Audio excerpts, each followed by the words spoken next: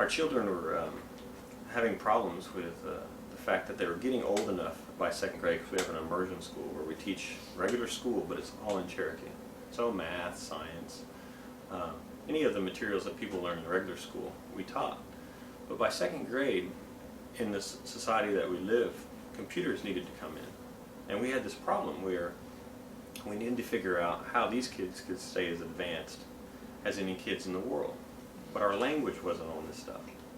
So when we discovered, Roy and I were sitting around and we were discovering that our language was on these MacBooks. We'd never known, even though we're artists and used film, video, he does graphic design, and we'd been using this for years, but we hadn't been using this in Cherokee. So we discovered this, and we decided to implement a 1-to-1 ratio from the older kids on. So they all got MacBooks, and so they were able to use it. And you can see that actually these kids are very excited to use their language, because before they were just handwriting. And for this generation, handwriting really is an old technology. I mean, you write a note, pass a note, it's very old. Sending a message to your friend in the class is much more effective. And it pops up on the screen. These kids do that note passing now in Cherokee. But we had to do that. We had to come up with a keyboard layout. So our department had to figure out a way to make it where they could see the keys. So our language would still be on the keys. They could easily type.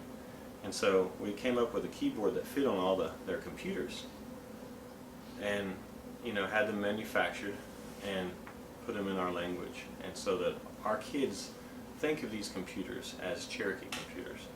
They don't think of them as white computers. They don't think of them as an outside entity, which before our population dealt with a lot of things that came from the outside as maybe a white thing, maybe an outsider thing. But when the language is on it, these are our computers. This is our language. This is our keyboards. These are our children learning the language. And you can see that when they're able to do that, they're much happier. And they feel very advanced when they do this. And this is what's really cool, is to have these kids be excited to communicate in the language, which we're really trying to promote. The idea that young people use the language, because for a long time we were having it where the language felt like more of an older generation thing. And so what we've been trying to do is make it where the language is for young people. And these are our children that are working. I don't know if you've taken them to immersion yet. But I haven't taken